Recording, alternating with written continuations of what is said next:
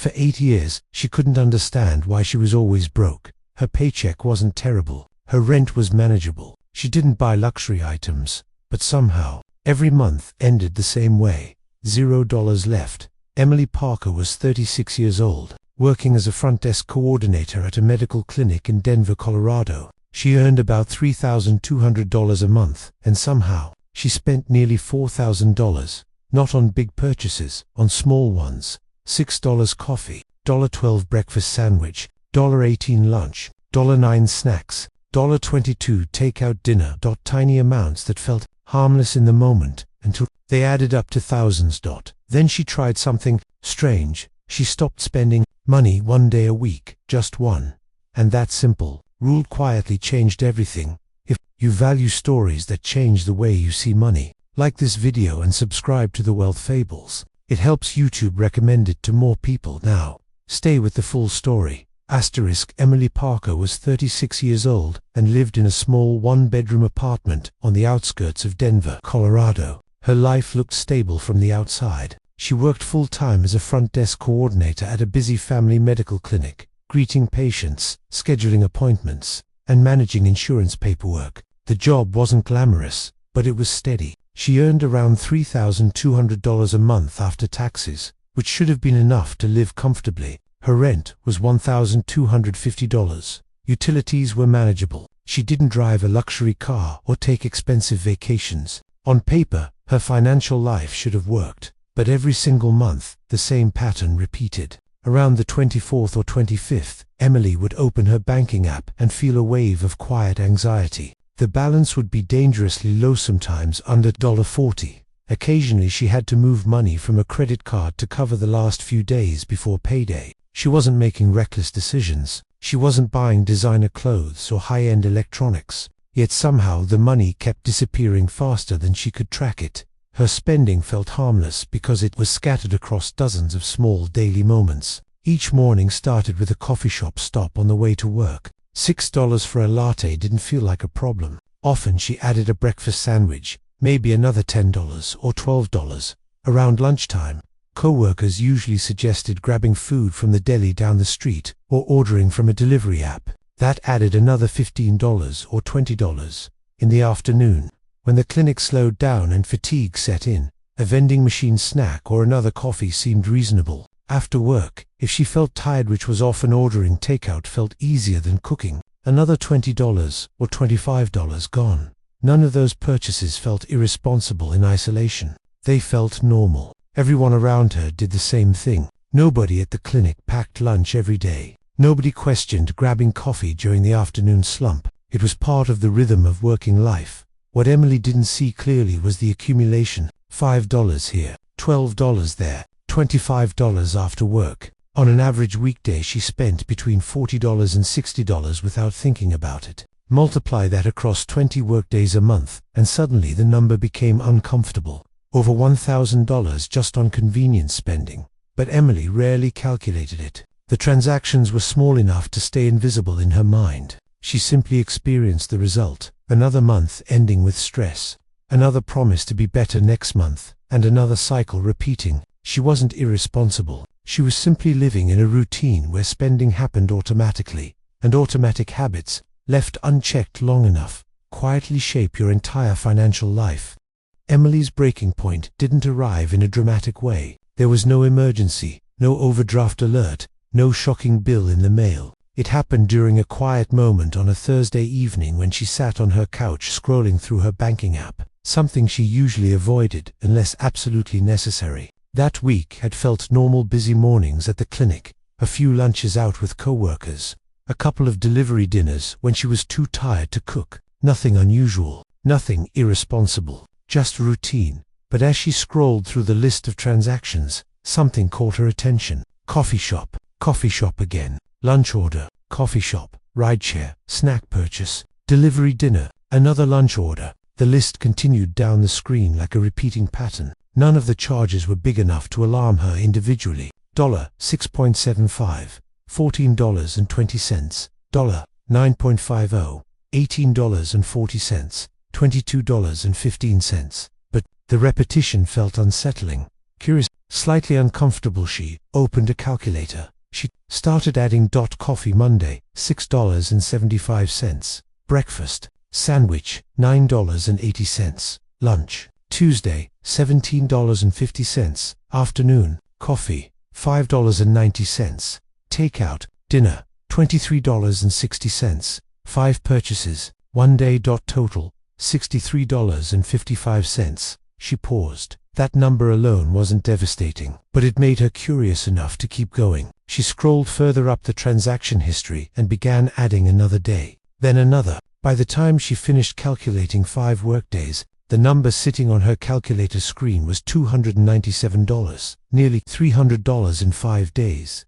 Emily leaned back slowly, staring at the number.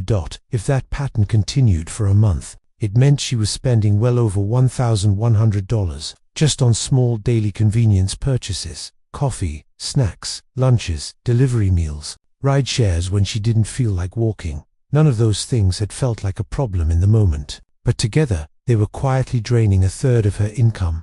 For the first time, Emily saw the real pattern. The issue wasn't her rent. It wasn't her salary. It wasn't inflation or unexpected bills. It was the absence of a pause. Every day of the week included spending. There was never a moment where the flow stopped. Money left her account Monday, Tuesday, Wednesday, Thursday, Friday, Saturday, and Sunday without interruption. She had created a lifestyle where spending was simply part of the daily routine, and routines, once automatic, rarely get questioned. That night, she asked herself a simple but uncomfortable question. What would happen if one day each week had zero spending? Not reduced spending, not less. Zero. The idea felt strange, even unrealistic, but it also felt like something her current routine had never experienced. And sometimes the smallest disruption in a habit is enough to expose the entire pattern. That night, Emily didn't design a complicated budget. She didn't download a new finance app or build a spreadsheet full of categories. Instead, she created one small rule that felt almost too simple to matter. 1 day a week with zero spending, not less spending, not cheaper choices. 0. No coffee purchases, no lunch orders, no snacks, no ride shares, no delivery apps. Nothing. She chose Wednesday. It sat right in the middle of the work week, far enough from Monday's chaos and Friday's exhaustion. If she could control spending on a normal workday, she reasoned, the rule would actually mean something. But she quickly realized something important. A no-spend day doesn't happen by accident. It requires preparation. So Tuesday night became part of the system. Every Tuesday evening, Emily prepared everything she would need for the next day. She brewed coffee at home and filled a stainless steel thermos large enough to last the entire morning. She packed a full lunch, usually something simple like pasta salad, rice and chicken, or a sandwich with fruit on the side. She added snacks too, because she knew hunger was one of her biggest spending triggers. Almonds, cut apples, sometimes granola bars. Then she filled a large reusable water bottle. Finally, she checked her transit card to make sure it was already loaded. If transportation required money the next morning, the temptation to break the rule would appear immediately. The next morning, her first Wednesday, felt strange. As she walked past the coffee shop she usually visited, her brain almost turned her inside automatically. The smell of fresh espresso drifted through the door as customers stood in line. For a moment she felt the familiar pull. Then she remembered the thermos in her bag. At work, the next challenge arrived when 2 co-workers invited her to grab lunch at the deli across the street. Normally she would have gone without thinking. This time she smiled and said something simple. "I brought food today." No explanation, no dramatic declaration of a financial experiment, just a quiet choice. The afternoon proved harder. Around 3:30 p.m. she usually bought a snack or a second coffee. The fatigue of a long clinic day always made that purchase feel justified. But instead she drank water and ate the apple she had packed the night before. By the time she got home that evening, something surprising had happened. She had spent nothing, not a single dollar. It wasn't a life-changing amount of money in one day, maybe $45 or $50 saved, but the psychological shift felt enormous. For the first time in years, she had gone an entire day without money leaving her account. And once a habit like that appears, it starts to change how every other day looks. The first few weeks were harder than Emily expected. The rule itself was simple, but habits built over years don't disappear quietly. On her second Wednesday, The morning coffee shop felt even more tempting than before. Her coworkers still invited her out to lunch, and saying no thanks made her feel slightly awkward at first. The hardest moment often came late in the evening, when she felt tired, and the delivery apps on her phone seemed like the easiest option. Ordering food would have taken less than 5 minutes. Cooking required effort, but she stuck with the rule. Every Tuesday night she prepared again. Coffee in the thermos, lunch in containers, snacks ready, water bottle filled. Over time the preparation itself became faster and more natural. What once took 40 minutes now took 15. The routine stopped feeling like discipline and started feeling like organization. After 4 Wednesdays, something interesting happened when she opened her bank account. The difference was visible. If a normal weekday used to cost her around $50 to $60 in random convenience spending, for no-spend Wednesdays had already saved roughly $220. The number wasn't life-changing yet, but it was real. More importantly, it was measurable. But the real transformation came from something unexpected. The rule started affecting the other 6 days of the week. On Tuesday mornings, as she bought coffee, she sometimes thought about the thermos waiting for Wednesday. On Thursday afternoons, when she felt the urge to buy another snack, she occasionally skipped it because she had already proven to herself the day before that she didn't need it. The discipline of one day began quietly influencing the rest of the week. Within 3 months, the results were impossible to ignore. The 12 Wednesdays she had completed represented roughly $700 saved directly, but the spillover effect from reduced spending on other days had nearly doubled that.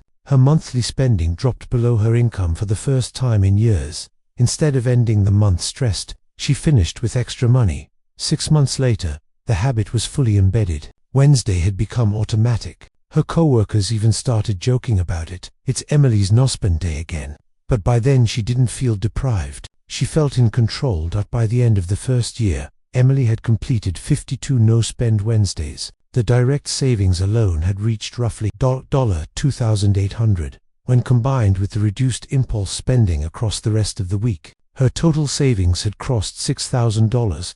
Years earlier she had been living paycheck to paycheck. Now she had a financial cushion for the first time in her adult life, and all of it started with a single day.